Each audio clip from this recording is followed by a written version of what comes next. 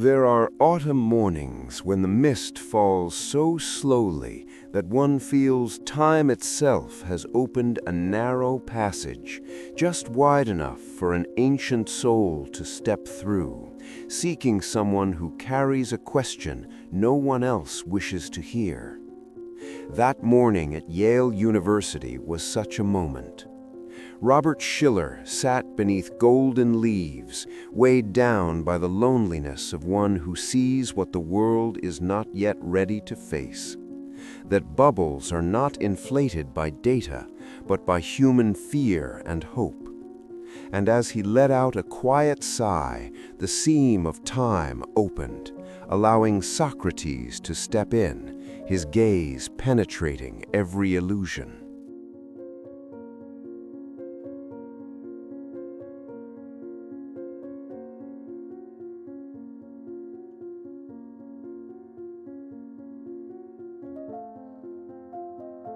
You look as though you are fighting something, Robert. Is it yourself or the beliefs of others?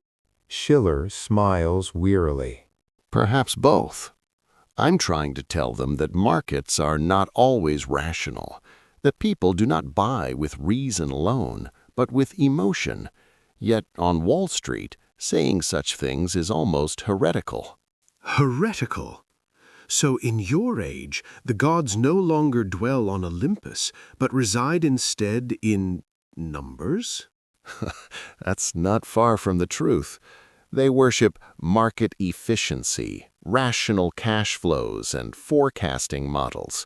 But I see every model tremble when it confronts human fear or greed. Then tell me, what truly creates a bubble? Money or illusion? Both. But deeper still is collective belief, a story people tell one another until they themselves believe it. Bubbles are inflated not only with capital, but with emotion. I see. So your markets are not unlike religion. They have followers, rituals, doctrines, and even fanaticism. Shiller reflects for a moment. You may be right. People don't just buy stocks, they buy hope, buy self-validation. When they grow rich, they believe they are smarter, more virtuous, more deserving. But when the market collapses, they feel betrayed by the very belief they embraced. And it is only then that they may glimpse the truth. You know, Robert, I once saw the crowds of ancient Athens cheer for war because they believed themselves invincible, just as crowds on Wall Street cheer buy more because they believe prices can only rise. Both are intoxicated by the same illusion, the immortality of belief. Shiller drops his gaze to the coffee, smiling thoughtfully. Perhaps that is simply human nature. People need a story to cling to, yet that very story eventually carries them away. So what will you do, Robert, when the world around you is drunk on such sweet illusion? I will keep telling the counter story, not to extinguish belief, but to remind people that belief itself must be questioned. I will teach students that value lies not only in returns, but in understanding oneself. Socrates smiles calmly. Then you are sowing the seeds of philosophy in financial soil. I am glad to see the spirit of Athens still alive in you. And perhaps the quiet awareness of people like you is the true compound interest humanity earns over time.